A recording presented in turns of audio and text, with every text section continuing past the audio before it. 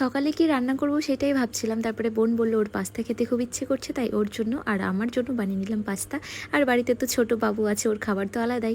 আর তারপরে দুপুরের রান্নাটা যেটা আমি সবসময় করি, বাট আজকে দুপুরের রান্নাটা আমি করিনি, আমি হেল্প তো করেছি অবশ্যই। তো আজকে দুপুরের রান্নাটা আমার সবথেকে প্রিয় একটা খাবার রান্না হয়েছে, মানে যার ব্যাপারে আমি কি বলবো, আমি টোটালি পাগল সেই খাবারটার জন্য। তো চলো ভিডিওটা একদম প্রথম থেকে শুরু করে তোমাদের সবটাই দেখাই। বোন যেহেতু পাস্তা খেতে চেয়েছে, তাই সকাল সকাল বানিয়ে নিলাম পাস্তাটা। তো পাস্তার জন্য প্রথমে একটু জল গরম করে নিয়েছি, তার মধ্যে দিয়েছি অল্প একটু তেল। আর তেলটা দেওয়ার পরে একটুখানি জলটা গরম হয়ে গেলে তার মধ্যে দিয়েছি পাস্তা। আর পাস্তাটাকে তো সবাই জানো 8 to 90% কুক করতে হয়, কারণ একটু পরে আবার ওটাকে একটু রান্না করতে হবে সেই কারণে। আর তারপরে পাস্তাতে দেওয়ার জন্য আমি কিছু সবজি কেটে নিচ্ছি। আর আজকে তো মেঘলা আকাশ, আর কতদিন ধরে যে বৃষ্টি হবে তা কে জানে, মাস 2 মাস 3 মাস হচ্ছে বৃষ্টি হয়েই চলেছে।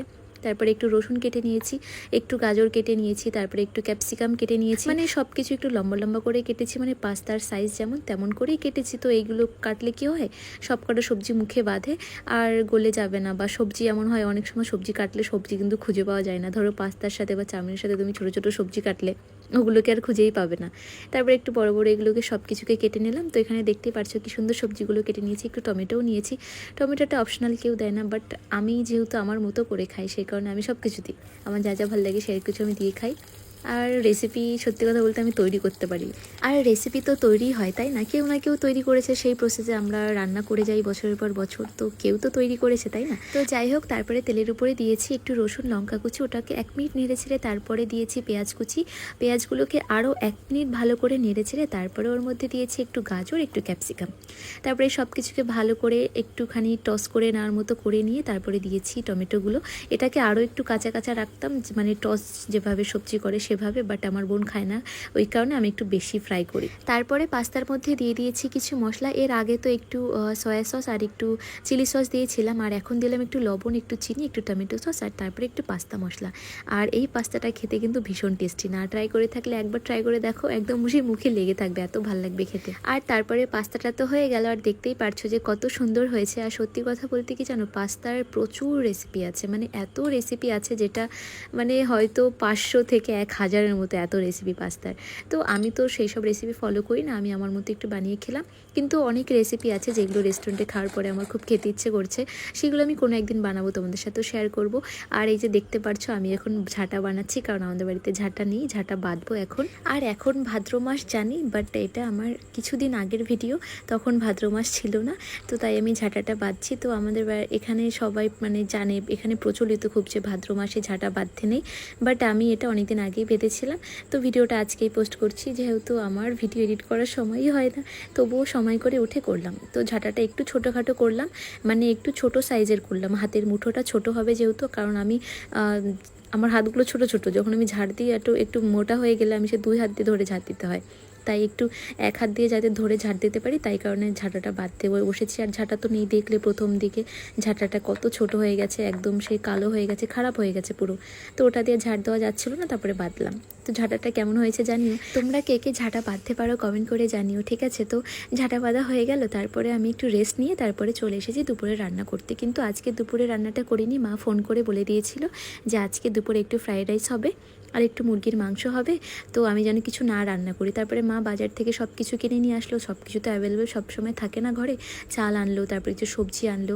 আমার মার বাড়ি আসতে আসতে যেহেতু দুপুর 2টো বেজে যায়, তো সেই কারণে খুব তাড়াতাড়ি রান্নাটা করতে হবে, তাই আমি মাকে সব কিছু হেল্প করে দিচ্ছিলাম। আর এটা আমার কর্তব্য, আমি সবসময় এটা করি, শুধু আজকে না।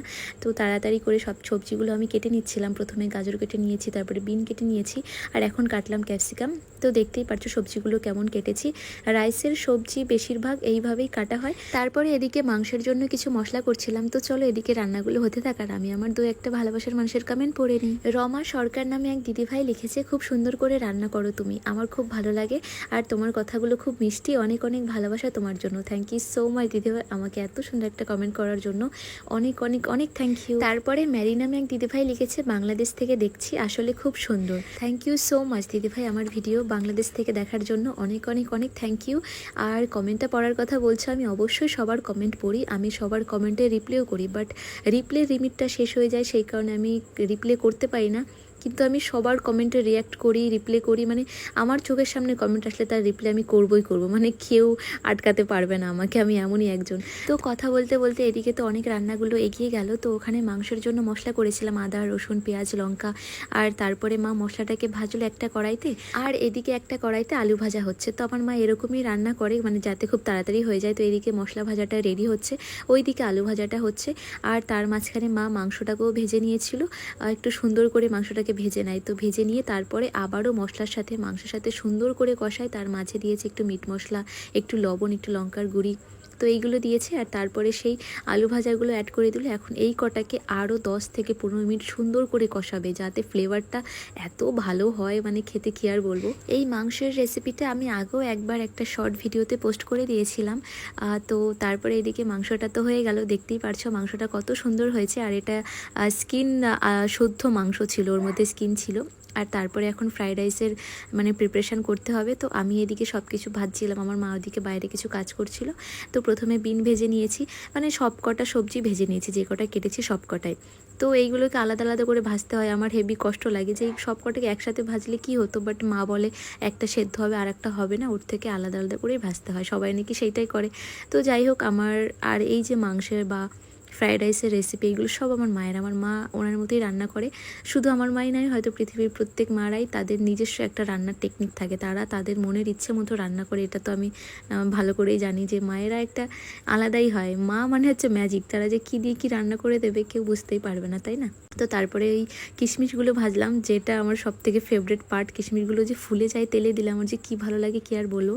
তারপরে একটু গরম জলে একটু গোটা গরম মশলা এইগুলো দিল মা ভাতটা করার জন্য। ভাতটা হয়ে গেলে এখন লেয়ারিং করবে, প্রথমে ভাত দিয়ে দিল, তারপরে সেই সব সবজিগুলোকে মিক্স করে দিল যেগুলো একটু আগে ভাজলাম।